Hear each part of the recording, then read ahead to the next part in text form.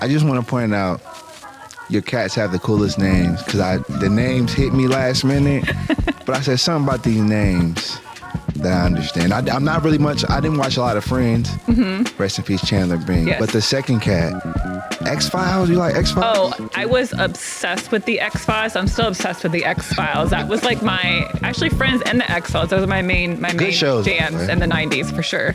Rebecca, did you watch a lot of X-Files or Friends? That would be a no. No? No. What shows were you watching, Rebecca? When I was growing up? Yeah. Oh my gosh. That takes me back. Because we all established earlier that I am the oldest one in the room. God, for me, it would have been, so get this. So after band, on a Friday night, after doing the football show, I would come home, Arsenio Hall. I'd watch him at night. Saturday Night Live would be another one. Okay. Coming back from a band show, because we were talking about band rats. Well, I'm the youngest because I didn't get to watch Arsenio. I was very young. I just remember his hoo. Yeah. Arsenio. Yeah, it was a lot of sitcoms back then. So from like 8 to 10 on like a Thursday and Friday night, there'd be sitcoms. I'd have to go back and look. JJ, you're asking me. Well, let me ask you this. Starting with you, what's a perfect day in Stark County? You can do everything you need to do in downtown Canton.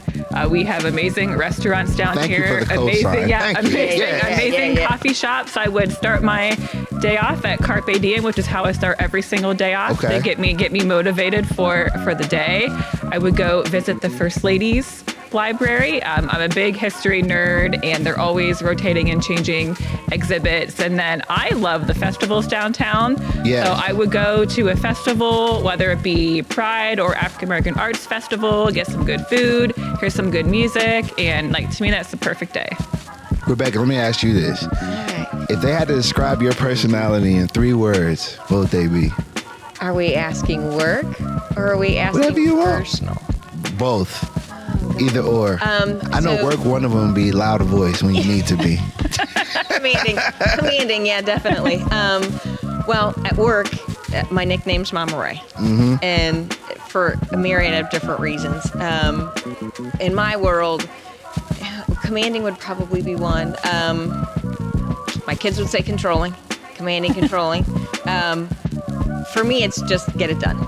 Yeah. How about that? Get it done. You get it done, Rebecca. If it needs done, I get it done. Yeah. So there you go. What's one thing people don't realize about working in a nonprofit? It's really hard. I think a lot of people think that it's sunshine and rainbows, and everyone's doing such good things. We have to see a lot of tough stuff. So you have to like really build up a lot of fortitude and have a lot of compassion to be in the nonprofit world. What's something about Canton and Stark County that you're really proud of? So many things. I love this city. I love Stark County. I grew up in Stark County. I've been, working downtown and playing downtown for over a decade. I would be the most proud of, I think, how much downtown has built up the local restaurant scene.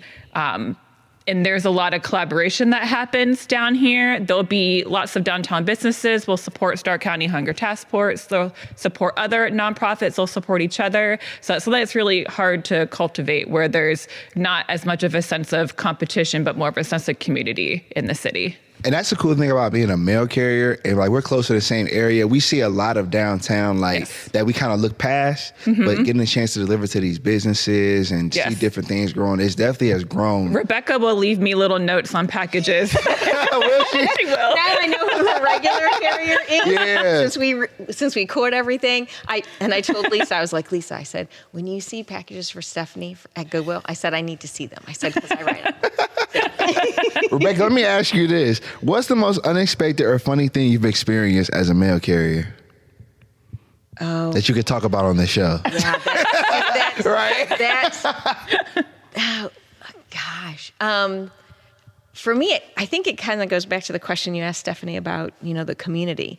The Northeast section doesn't exactly have a good reputation depending on who you ask. Mm-hmm. And when I first started, I wasn't quite sure I wanted to be in that area. but I love my customers. And I Yeah. am very sad that I had to hand you several of them. But you're right next door to me, so you good.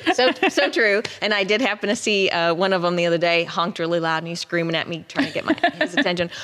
But I do appreciate that about the community that Canton has built up, because there are great organizations, such as Stark County Hunger Task Force. And then I deliver to Refuge of Hope. Yeah. And so they're kind of near and dear to my heart as well, Yep. with the mission that they take on. So I just think that's kind of one of the coolest things, not so much the funniest things, because there's plenty to see. Yeah, we talk all the Yes. time about funny stuff. Plenty to see. Yeah. What's something people don't understand about being a mail carrier? How difficult it is. Yeah. I mean, literally, I train, and so I've been training CCAs back and forth since the beginning of December, and I truly I don't think the community understands just how difficult it is. You're dealing with the weather. You are dealing with people who may not understand why they're not getting certain things when they're expecting to get certain things, and then dogs. Being the safety ambassador as well for the office, people need to leash their dogs. When they go outside, they need to be contained so that we as mail carriers can safely get to their porch, their mailbox, whatever. And to me, those are the three most difficult things in our job. Yeah, I don't think people really do understand that. I mean, answering the question that I asked you, I know like people think we know everything in regards to like when certain mail comes, we just deliver what we get. So like when people don't get certain packages or certain letters, like the company doesn't get blamed, we do. You know, it's like we're not holding on to the packages or the certain letters or things like that. So I want to ask you, Stephanie, since we're talking about food, what's your go-to comfort meal? Is so specific, and I'm sorry it's not in Stark County. I went to Kent State University, Okay. and my absolute favorite restaurant is Taco Tano's in Ooh. Kent. It has had the same owners. It's local taco shop, and yeah, if I'm having a rough day and I can get to Kent, like I will instantaneously feel better after a taco with queso on the inside. Ooh. What about you, Rebecca? Favorite go-to food? That's a very good question. Or like your go-to comfort meal? Because I know Mama Ray be killing it in the kitchen. I just had this feeling. See, that's just it. First of all, I'm on the overtime list. So Also, you don't have time to. So by the time we finish, okay, so we'll do it that way. So if I am making a meal, the one thing that my family always asks for is my meatloaf. I don't eat meat, but it's my meatloaf. Okay. My husband says it is the most world famous, undiscovered world famous go-to food. I didn't realize you were a vegetarian too. Yeah, I know. Yeah. Really? Yeah, I've been a vegetarian since I was 11. Yeah. And I was actually vegan until I started at the post office. And in order to continue to take in enough protein, I had to introduce dairy back in. Gotcha. Yep. Yeah. So what's the perfect grocery cart for you? Like what's in your grocery cart whenever you going? Since you are vegetarian? Yeah, Okay. vegetarian. What's in my grocery cart? What's in your cart? So it's going to be a lot of snacking stuff in order to do work-related. Yes. So it's going to be fruits and vegetables. I do a lot of juices, yogurt, cottage cheese, and then a lot of chips. So my favorite chips are not chips; they're called snaps, and they're made Yeah. with They're yummy. lentils, and they're so good, so good, and they're protein. Okay. So it's kind of a 2-for-1. It's very good. So, Stephanie, what's in yours? I'm not as healthy as Rebecca. I thought you were about to say I Instacart. Yeah, no, I do Instacart because a grocery store is too dangerous. So the for question me. is, I'm a what's at your snacker. door? Yeah. Gushers, 100% Gushers. I do a lot of peanut butter because I'm not the best like vegetarian at getting protein, so I always have peanut butter. But I do like lots of chickpeas and like a lot of like Middle Eastern foods. But yeah, a whole lot of snacks, I like a whole lot of chickpeas, cheese. yeah. Whole lot of cheese. yeah. So if someone's visiting for the first time, where are you taking them? Here in that's a tough question because there really is, there's so much to do. I think the like obviously signature icon of Canton is the Pro Football Hall of Fame. For sure. And my dad and I went when I took some time off during the holidays, and he had not been in like 25 years.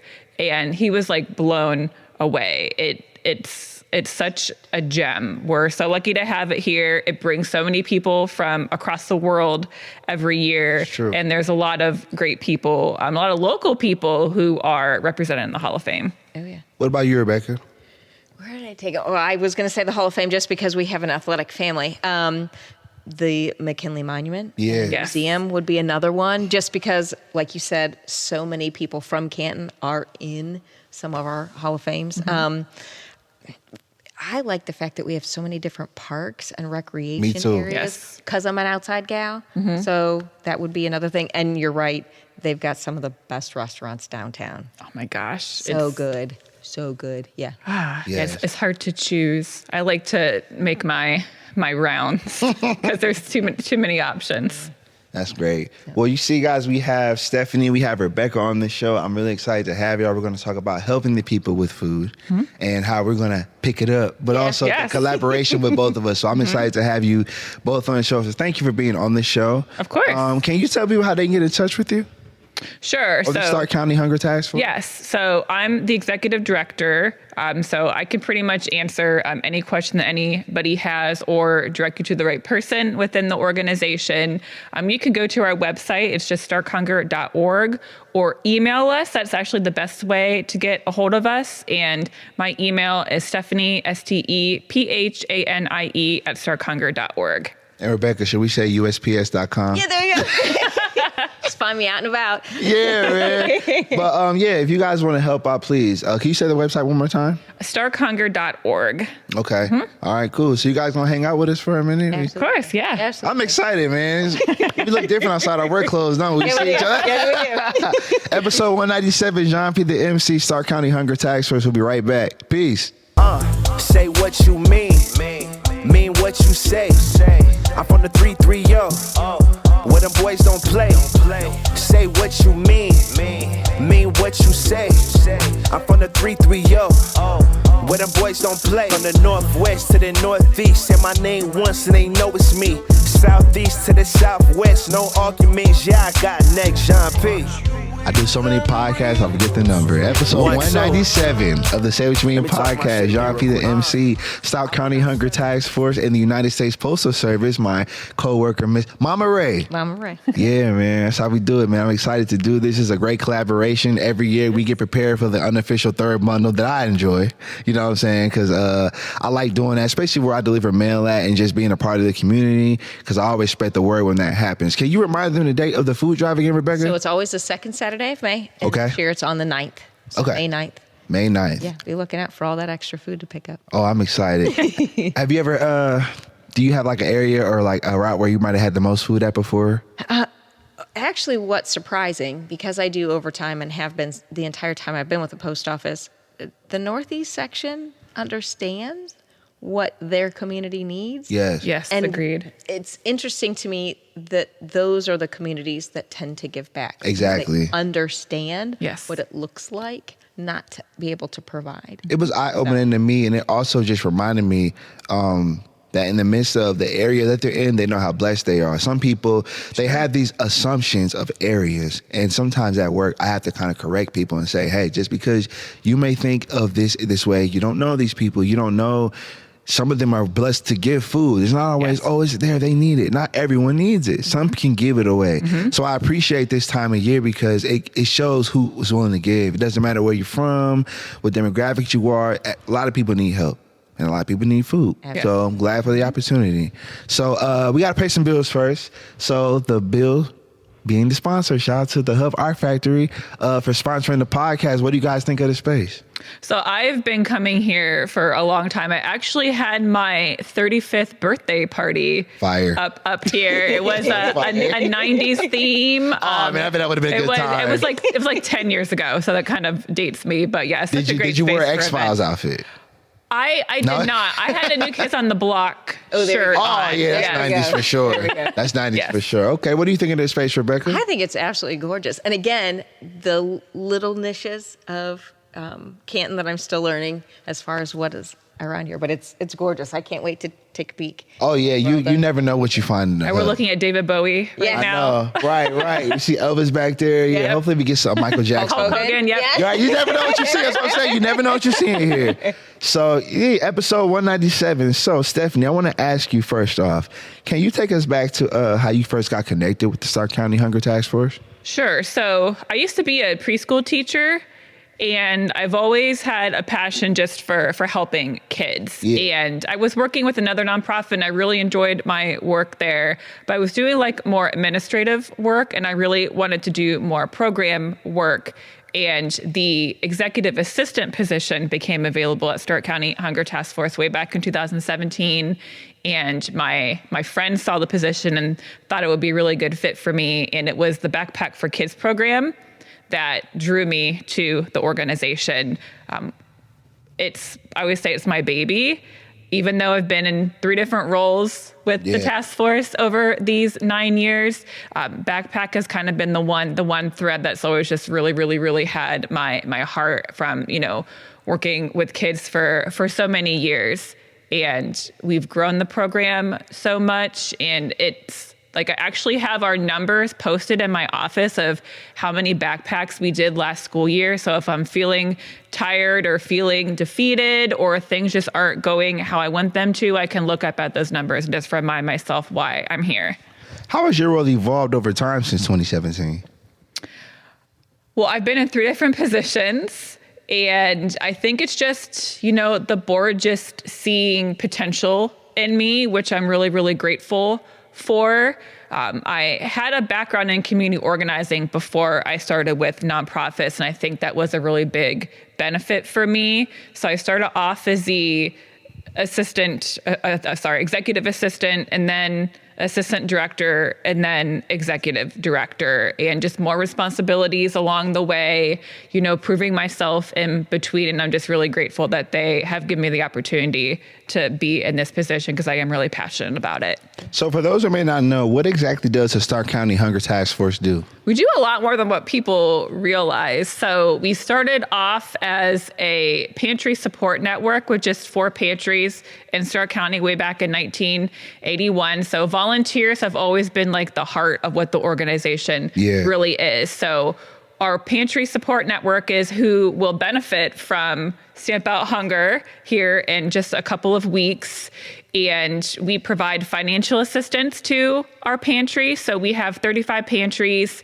We provide financial assistance to 26 of those pantries each month. That's something that people don't realize that we do. It's a really unique thing that we do. We serve around 32,000 people each month amongst our pantry network. In every corner of the county, people just, I think, mainly think that there are problems with food in Canton, Massillon, Alliance, kind of just ticking off those 3 larger communities, but it's everywhere. We have pantries in Jackson. We have pantries in North Canton. We have pantries in my hometown of Louisville. We have pantries everywhere in every corner of the county.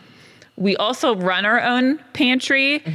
We are open more hours than any other pantry in Stark County because we are really lucky to have this amazing campus that we work out of. So we work out of the Ken Weber Community Campus at Goodwill. Goodwill's a great partner of ours. They're all independent nonprofits that are all under this one space. And we're open 5 days a week.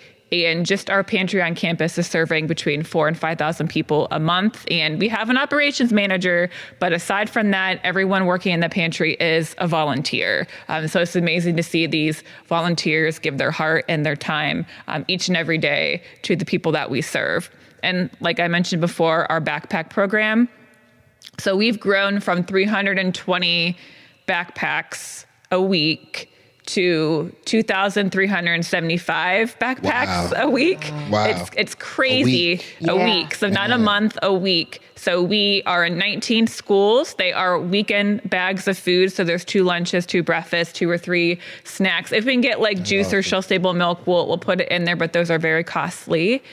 So they're kind of dependent on donations. We work with the library systems too.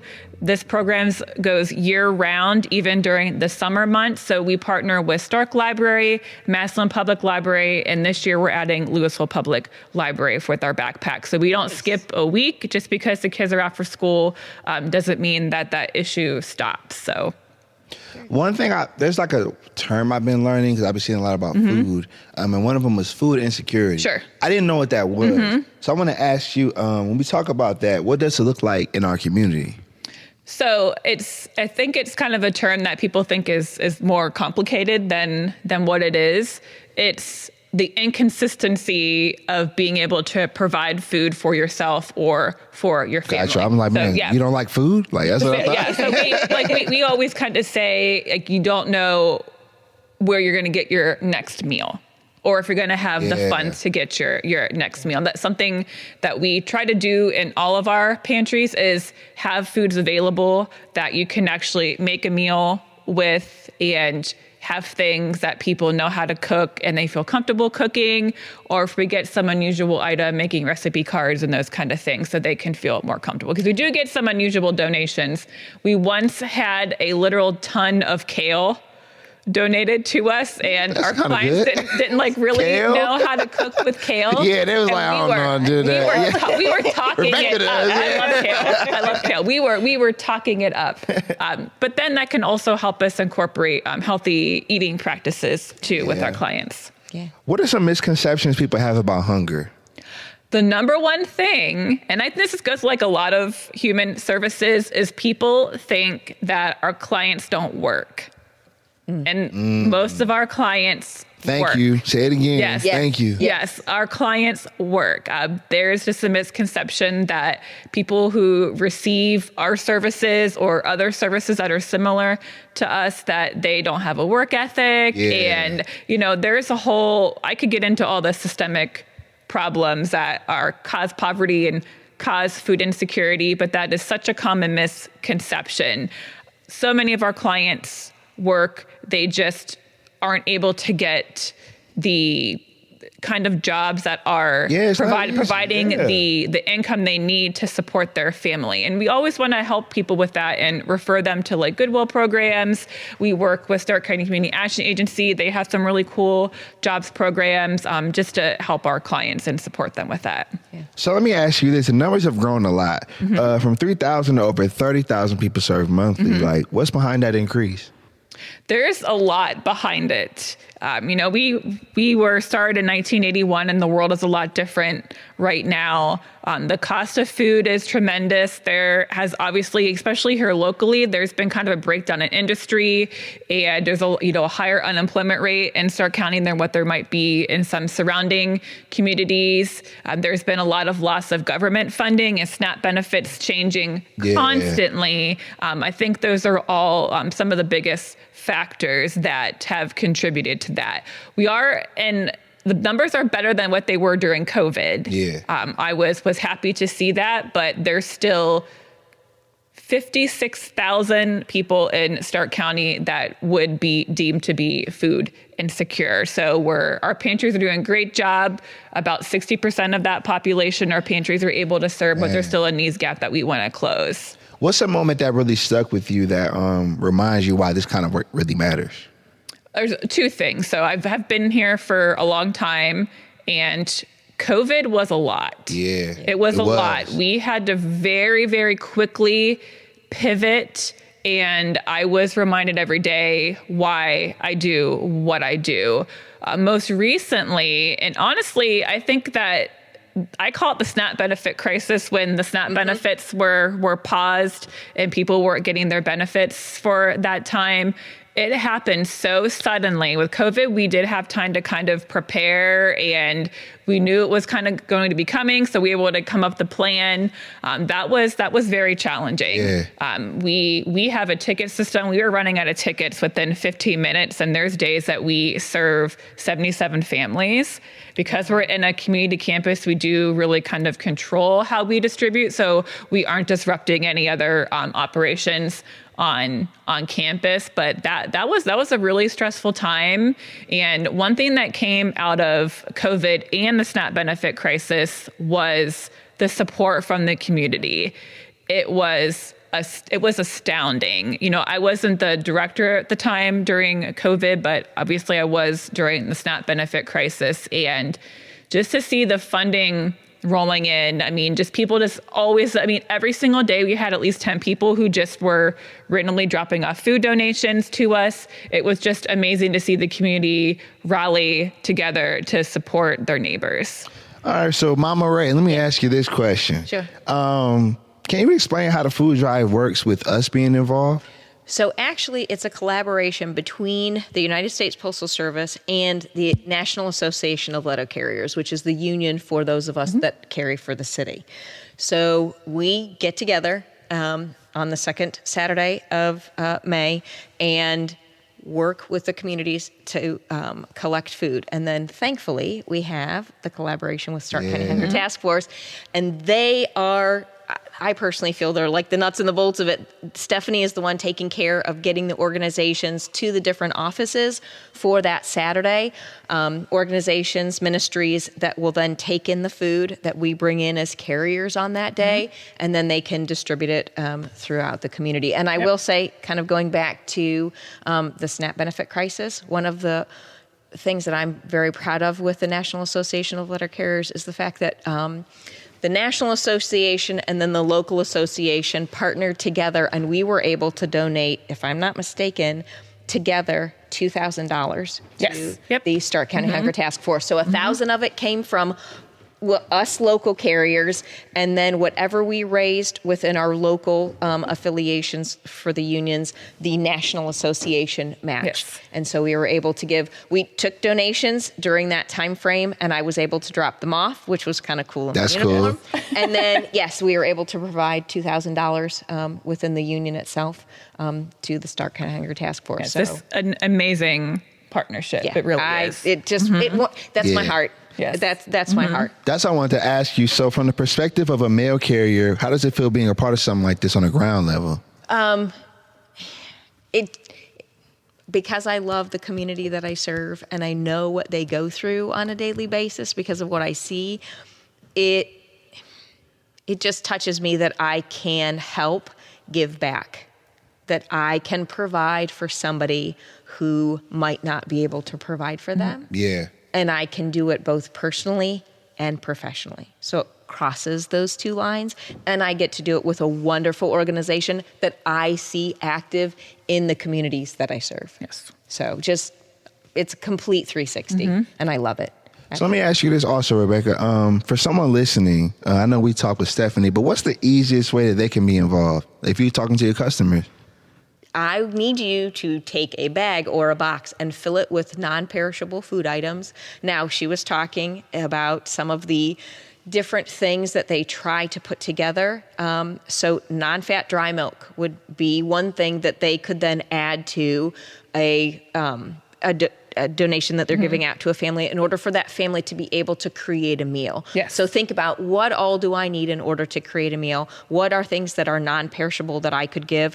I do know that we've also taken like personal hygiene product donations as well. Yes. Toothbrushes, toothpaste, hairbrushes, those types of things. So at that point, it's just, what can you give, little or much, on the second Saturday of May, so May 9th this year, that would help contribute to the community so that they would be able to continue to serve in whatever work that they do. So how important is it, community awareness in solving hunger? What do you think? Well, it goes back to understanding what it looks like, because the face of hunger could literally be sitting in this room right now. And you would never know it. As I was driving in, I was listening to your podcast 196 from last week, and the teen mom and her daughter, I identify. Shout out to Carrie and Caitlin. Absolutely. She was, I can't wait to meet her, but I identify because I was also a teen mom. And so I know what it looks like to have two little ones sitting at the table and have $30 for the entire week to try and fight groceries and laundry products, and so to have the ability to give back, because I'm a little bit removed from that. My kids are now grown and out of the house and starting families of their own. And so to be able to help the single moms be able to provide for their little ones, to be able to help a single dad, or a family who just can't find the jobs Yes. that not only pays the bills but also puts food on the table, that's where it's at for me. That's why I like this collaboration. It's just awesome. Okay. Yeah. Stephanie, I want to ask you, what's something you've learned about people through this kind of work? So much. So it's what like really just gets my heart going is this the kindness of people. Yeah. The volunteers that we have, there's no way that we could do the work that we're doing without our volunteers. It gets me emotional.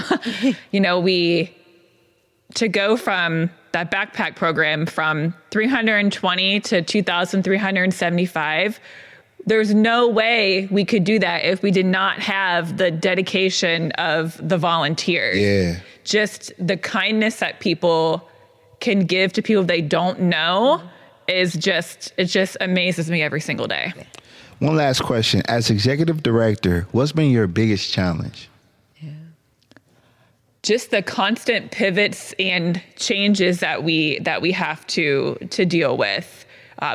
Funding is always one of the biggest challenges. There's obviously been a huge loss to federal funding to a lot of social service programs.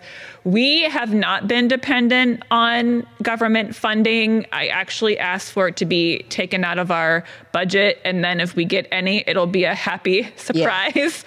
Yeah. But funding is always the hardest, and how do you differentiate yourself from other organizations? There's a lot of worthy organizations in the community that are getting funding, but how do you make your organization stand out? So that can, and sometimes people don't realize like what the difference is between us and other organizations in the community. So to always educate people. And so everyone knows like how that food system flows too. That's always been a challenge. A lot of people do think that pantries get food for free. We do not. We buy the food that we distribute into the community, and it's free for our clients. But it's not free for us. So I think just educating people about what we really do and how we are different from other organizations and how all these pieces work together. Okay. Mm-hmm. So here's what I want to do. I want to do a section called P's Positive Point, where Rebecca says a quote or verse, as we discussed. You tell me a quote that means something to you. Okay. I'll do one as well. And you guys give us some more information, some dates, because I really do want the people who are watching to be involved as well. Even the gentlemen who are recording this podcast, I want them to help out with what's going on. Because I like that you mentioned that too, is like the misconception of hunger. Yes. Like it doesn't just fit demographics or races. A lot of us are hungry. And some people need food, and in these days and times, people are skipping meals to sacrifice to help somebody else. Yes, it can happen in just a blink of an eye. For somebody. Or a paycheck. Yeah. Yes. At one of our Minerva pantries, it was one of my very first pantry visits when I started with the organization, and he told us a story about how when he first started volunteering, he was helping a gentleman out to his car with the food, and he had a brand new truck. Like brand new shiny truck. And the guy's like, you must be thinking like, why am I coming through this food pantry when I have this brand new truck that has, the 30-day tags on it? He said, we signed the lease for this truck, and 2 days later, I lost my job. Yeah, so you just like no judgment. You just don't know everybody's story. I was gonna say he spent his grocery money on the car note. Yeah. You know what I mean? Yep. But it's just how it is. And I love that you said that, because sometimes, like, with the economy, it's like, hey, bills got to come first. We got a roof over our head, pay these bills, or we could lose a job. Yes, things can happen so fast. So thank you for bringing awareness to that. So we're going to come back from the break, have our positive points, more information, and we'll get out of here. Is that cool? Yeah. Sounds Episode great. 197, Jéan P the MC, Stark County Hunger Task Force. We'll be right back. Peace.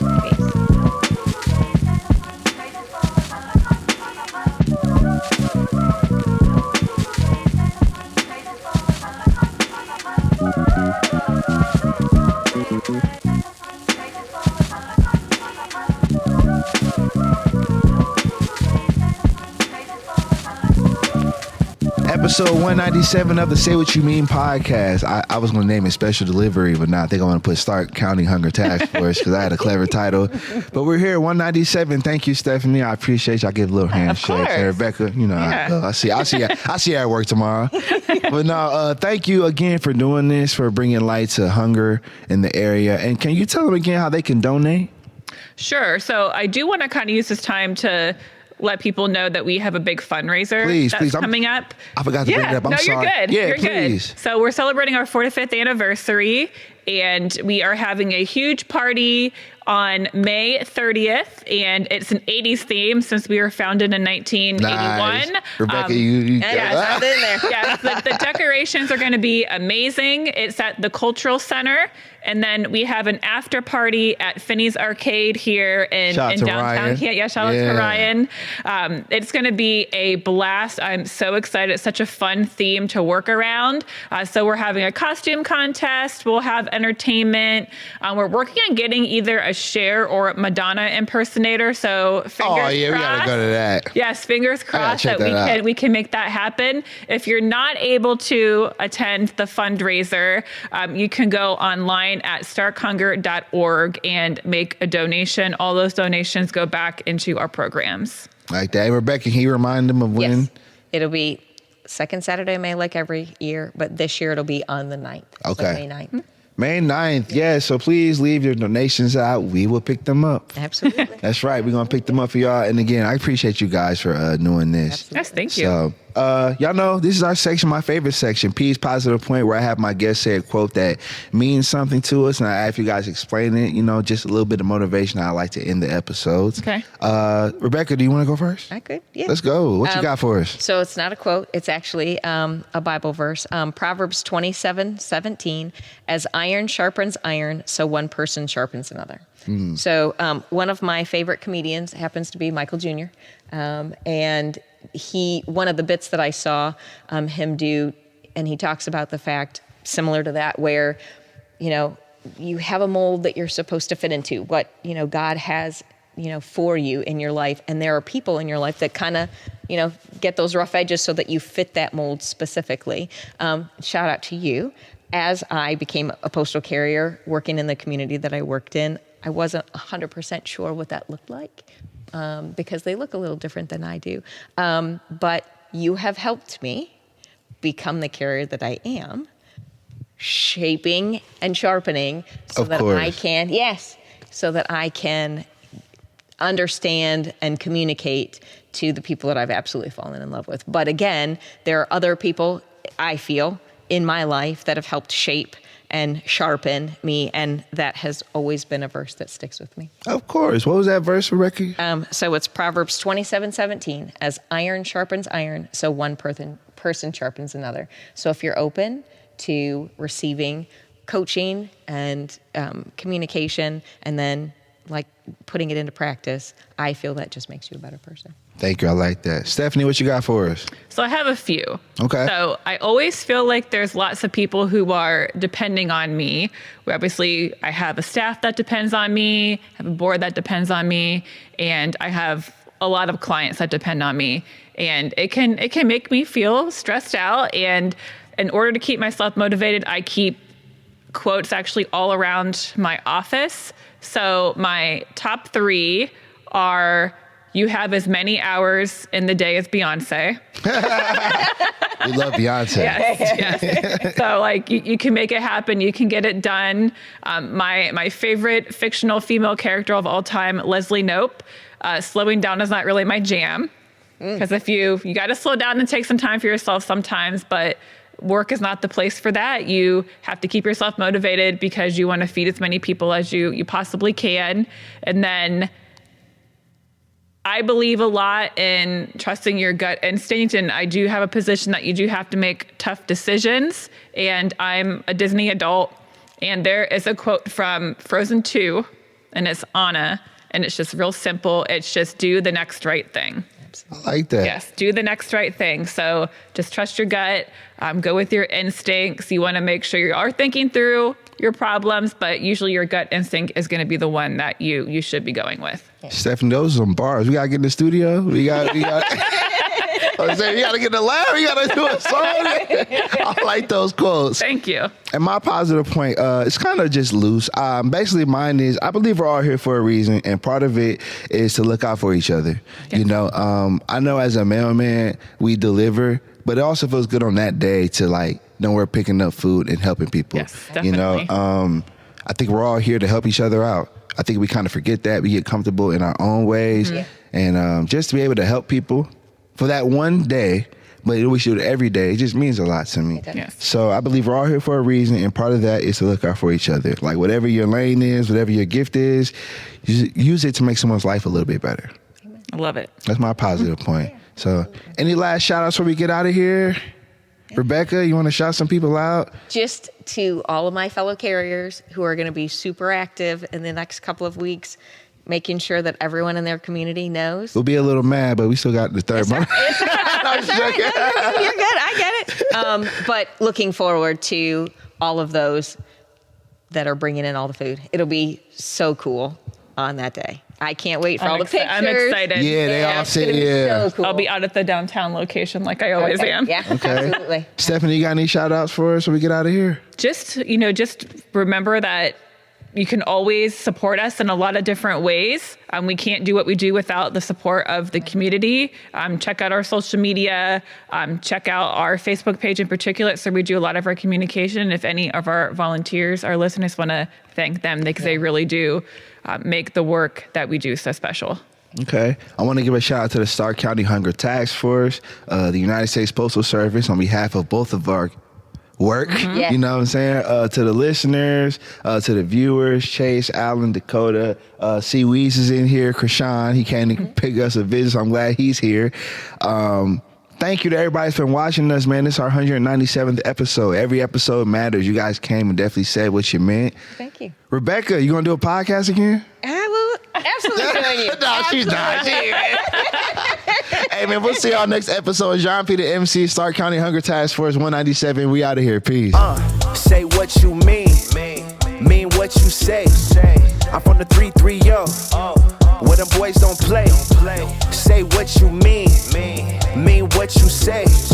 I'm from the 330, where them boys don't play. From the northwest to the northeast, say my name once and they know it's me. Southeast to the southwest, no arguments. Yeah, I got next, Jéan P.